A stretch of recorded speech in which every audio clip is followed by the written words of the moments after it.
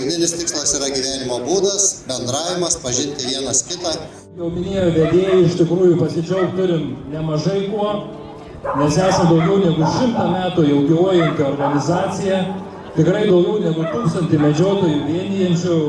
Dar kartą medžioklai valio, garbė jums, garbė mūsų visiems medžiotojų draugijai. Norisi šventės emocijas perteikti ir žiūrovom, tai su operatoriumi Mindaugu keliaujame į alėją, pasivaišinsime, padegustuosime medžiotojų maisto, turėsime įdomių ir nuoširdžių pokalbių.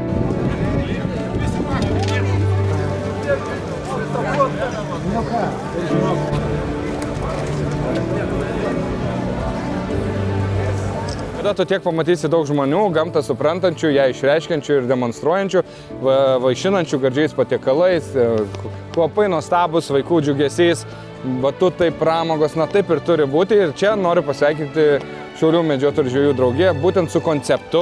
Ir tai yra įkvepiantis pavyzdys kitom rajoniniam draugijom, kad reikia vis dėlto eiti iš tų miško aikščių, galbūt iš skverų, iš uždarų švenčių reikia eiti į visuomenę ir tai mes, kaip sakyti, pasieksime kelių lygių, reiškia, tikslus.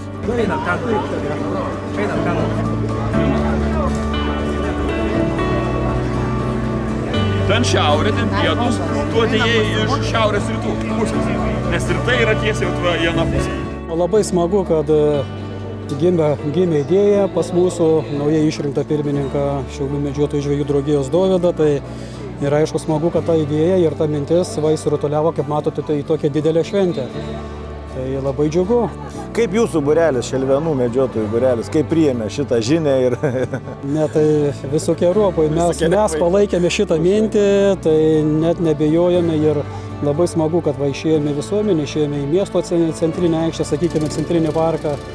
Tai be abejo, mes prisidėjome, palaikėme iki pat galo ir tikimės visą laiką palaikysime. Labai visi džiaugiamės, vaikai laimingi, labai smagu. Ar bandėte ieškoti ragų?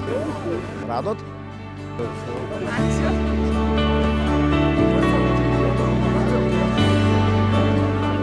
Viena iš didžiausių švenčių, kurių man teko matyti, sakykime, kaip rajoninės draugijos šventė ir panašiai. Tai yra nuotaika tikrai to, ko aš visą laiką galvoju, eiti į mases, į žmonės, kad mūsų žmonės pradėtų mus gerbti ir pasirodyti mums žmonėm nebijotume.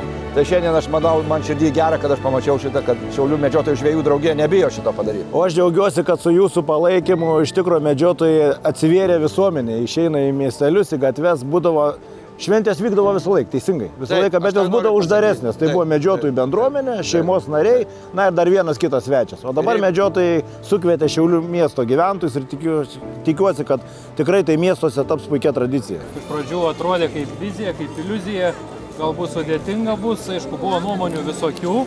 Kažkas abejonių turbūt, ar ne? Abejonių kėlė, kažkas taip tarpusavį, bet tas įvyko iki tol, kol trūko informacijos galbūt, ant to padirbėjom, pasišnekėjom, viską parodėm, šiandien turim, ką turim.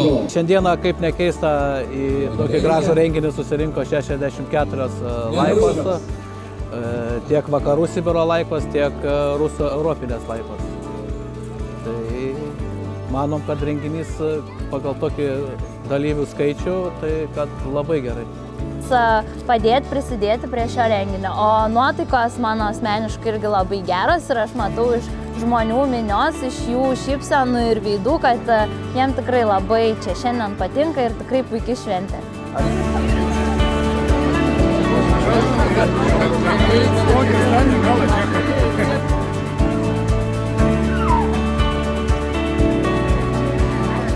Su kokiom nuotaikom jūs? Su gerom. Gerom, o ko tikite šitoj šventėj? Kažką įdomaus pamatyti, nuveikti? Gal nuveikti. O ką planuoji nuveikti? Bet aš jau pasufleravau vieną dalyką. Ką reikės eiti mažiesiams daryti? Ir gauti prizą. Surasti ragus. Taip, surasti ragus patys. Atėjome žvilgtert, kaip sekasi mūsų jauniesiams šventės dalyviams ieškoti ragų. Kol kas matau, pagaliukų randa, ragų ne.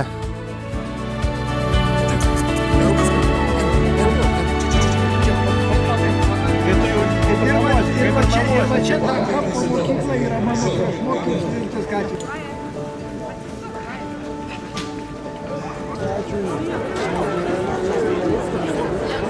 Džiugu, kad Volit yra ne tik pardavėjas, bet ir renginių rėmėjas.